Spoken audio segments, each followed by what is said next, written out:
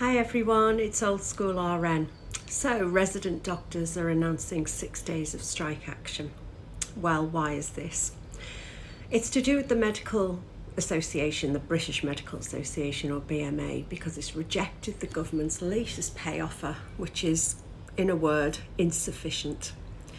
On the surface, it can sound like a pay dispute. However, it isn't.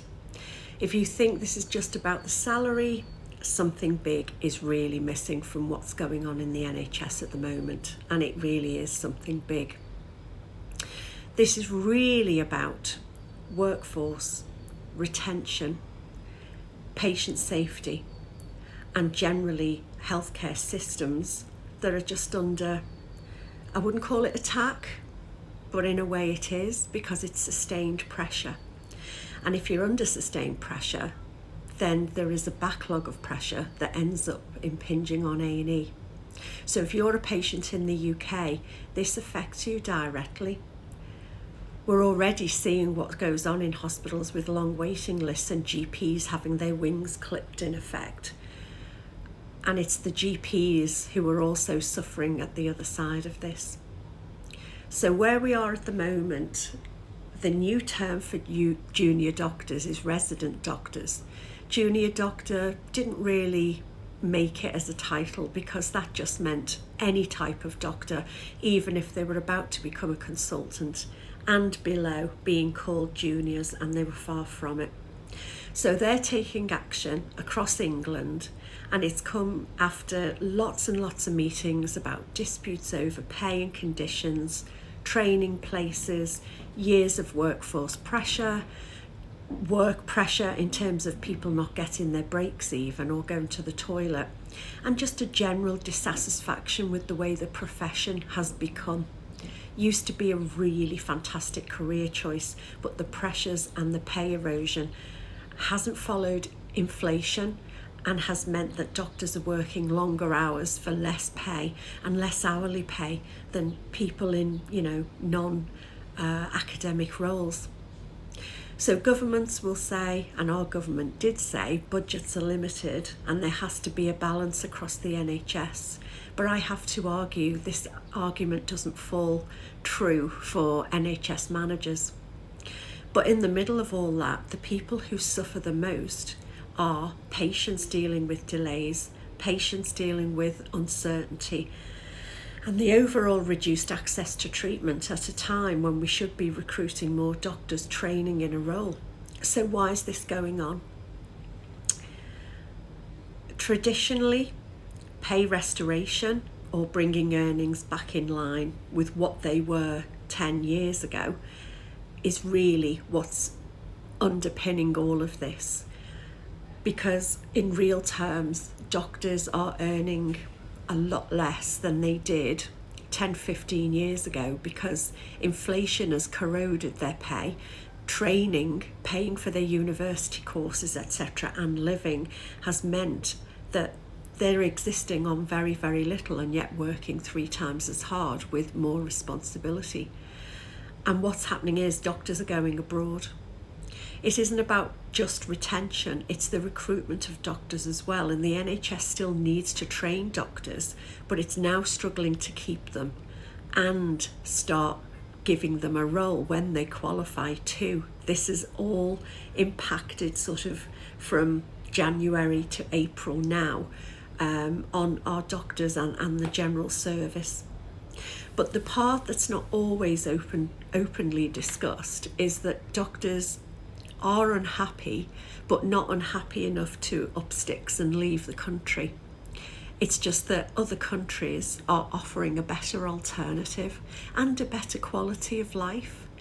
Our younger doctors who are early on in their career, say they've got 2, 3, 4, 5 years experience on top of their basic degree, they often in their 20s and 30s are either going to Australia or going to Dubai, where their starting salaries are higher, their hours are less, the respect is there in terms of their not running around and having to navigate systems that are old and broken. They're actually cared for and treated as the professionals they are. So the higher starting salaries are sometimes significantly more than the UK, but the staffing ratios, there are fewer and fewer patients per doctor, and there are strict rota systems, so any overtime is paid or given back, and often the doctors have a choice over which way they want that. The on-call structure is much more predictable and real-time protected breaks. Families are accommodated, they're given accommodation allowances, the schools are excellent for their children, and their overall work-life balance is better. Not just the weather, just the whole culture and ethos. So the more senior doctors, like very senior regs, consultants, experienced doctors, often go to Dubai. Why Dubai? What's there not to like? It's tax-free income, so that means a higher take-home pay. Structured work hours with clinics that run on time. Nobody's scrabbling around looking for notes or IT systems that break. Everything runs smoothly. Very minimum on call in many of the roles, sometimes more in surgical roles but less in medical ones, and even then they're very reduced as a function. Lower patient volumes, very much more control care, very higher elevated care that you're giving to patients to be able to listen and answer their concerns. The housing, flights home, fees for loyalty if you stay X amount of years. This isn't just financial, it's about a whole manageable system that feels right, that enables you to have that enjoyment of life. So when people say, well, there's not enough doctors and why are our doctors leaving the NHS, what few we've got? There's the answer. It's not just the dissatisfaction, it's the whole comparison of the UK compared to somewhere else, whether it's Australia, whether it's Dubai, whether it's Oman, anywhere.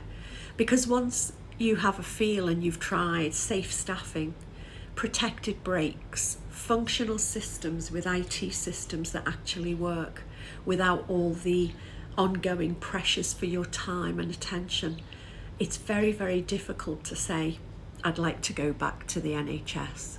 And particularly over time, as the NHS is starting to get worse and worse in terms of the way it treats its staff, not to mention the bullying, but that's another issue. So the NHS is no longer competing with itself, it's competing with other countries around the world. There was a very few number of doctors and nurses who went abroad, particularly those with higher qualifications, i.e. intensive care courses. They too went abroad for a better standard of living. But the problem is, what's happening to the people that matter the most, the patients? It means every time the strikes are announced, the mainstream media is just focusing on cancelled operations, delayed appointments, long time waits in A&E.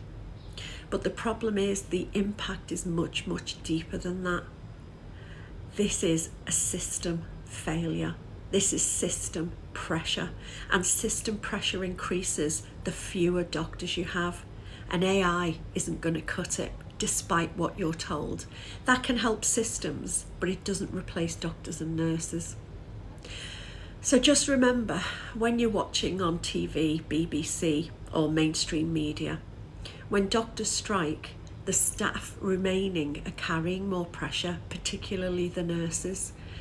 Services are scaled back, waiting times then increase. So what happens? Clinical risk. Those patients, the risks are higher for complications and post-op problems or pre-op problems because surgery has been deemed necessary ASAP but has been cancelled. Working in healthcare relies on three main things. That is good, timely decision making, careful monitoring, and early intervention when things go wrong. But when systems are overstretched, all those things become harder and harder to maintain until somebody has a cardiac arrest or hemorrhages or has severe complications. And we don't want to get to that stage. This is, to me as a long-term seasoned nurse, this is unbelievable. I never thought we would be in this position in the UK NHS. But we're already seeing, and it isn't just in the winter, A&E delays of 12 to 24 hours. This is all year round now. This is not just winter pressures. It's all year round. Patients are left and treated in corridors, and many of them die. There are rising concerns amongst nurses and doctors about avoidable harm, and it isn't strikes that create this issue. The strikes are exposing it. The strikes are showing what is really going on, and people are saying no more. But the worst of it, this is the real uncomfortable truth, the strikes are not the cause of this crisis. They're the biggest symptom of it. The biggest symptom. Healthcare professionals, as a rule, do not take industrial action lightly. It's the last thing on our minds. It's the last thing that any of us want. I've done it once, and that was about winter pressures when patients were dying in the corridor, and it still went against the grain. I hated it, but I thought, if I don't make a stand, this is going to carry on forever. We understand the impact this has on patients, and we don't want to make a bad problem worse. But when action is repeated, strike actions repeated, it tells you something. It tells you that the internal systems being forced and the pressures being forced on staff are no longer holding the system together. We can't be stretched anymore. It's impossible. So what does this do to doctors and nurses? Well, it affects our morale. Our morale and our working conditions cause the following. It causes fatigue. It causes burnout. It causes feeling undervalued.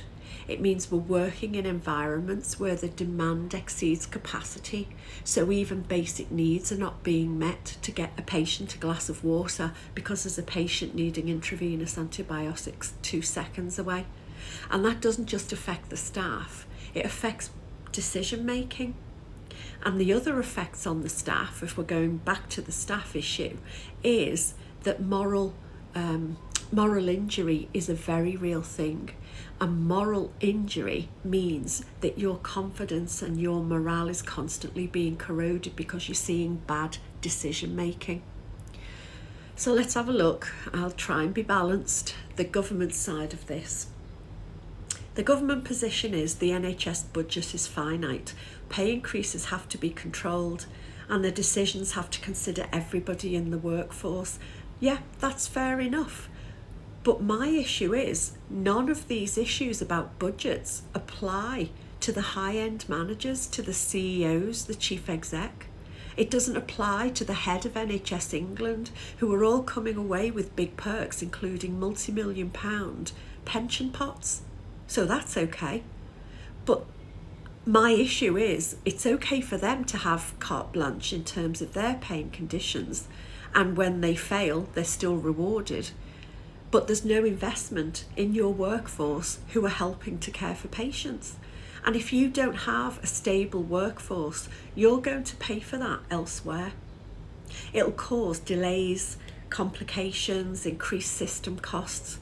And instead of that financial control being linear with just, increases due to inflation, it becomes a false economy because you're constantly firefighting and plugging gaps. So what do we do about it, and where does it go basically? There's only going to be one of 3 things that can happen as a result of all this action, because it's not going to go away. Doctors and nurses are going to continue striking. 1, ongoing negotiations with compromise, but not compromise by the doctors and nurses. Compromise on behalf of the government instead of them digging their heels in for their own agenda. Continued cycles of strike action are going to be the only way we can sustain pressure on the government, or a gradual shift on how people access care. Because when a public system is struggling to meet the demands of patients, people look for an alternative. Private healthcare, international options, faster structured pathways. And it isn't because they want to do it, because the NHS is at the heart of all of us. but they have to. They've got no choice because they don't want to stay in pain and they don't want to feel out of control, or they need that gastric sleeve surgery because they want to get a handle on their diabetes and their overall health. So the ongoing effect of all this, I'd say, is it's not just about doctors going on strike, and it isn't just about pay, despite what the government are telling you, despite what the health MPs are telling you, and despite what you read in the papers. This is about our NHS as a system, taking the people out of it. It's whether our system can continue to function in a safe and sustained way under this pressure, because what was once winter pressures is all year round. And when you put pressure on your staff and try and interweave it with temporary staff, that causes problems even more. And when you stretch your workforce, patient care will stretch with that. Decision making becomes different. People start to decision make slightly out of kilter because they're having to adapt to chaos. They'll do it quietly, they'll do it privately, and they'll do it outside of that system in order to cope with the shift. You know, things will get missed. In fact, I read only today, in 16th of April, about a nurse who didn't give medication to patients and was struck off the NMC register. And why was that? Because she was under stress. She was under stress to do meds for 28 people when she was being pulled and pushed to do this, that and the other. But this is a developing situation, and all of this pressure is going to shape the future of our healthcare in the UK. And really, as a nation, how much longer can we sustain it? You know, for many of our patients, particularly those with chronic issues, it isn't just about access, it's having their care structured and planned and having it clinically overseen from start to end, because healthcare decisions have to be made in a non-pressurised environment in order for them to be clear and balanced and to reduce the risk to the patient's health. So this is across the board. I've got lots and lots of other videos to bring to you about this subject and more, so please listen in. And if you enjoyed the video, please press like, share, subscribe, and I want to get this out so others can understand what's going on. Thank you so much for listening. From the Old School RN. Bye.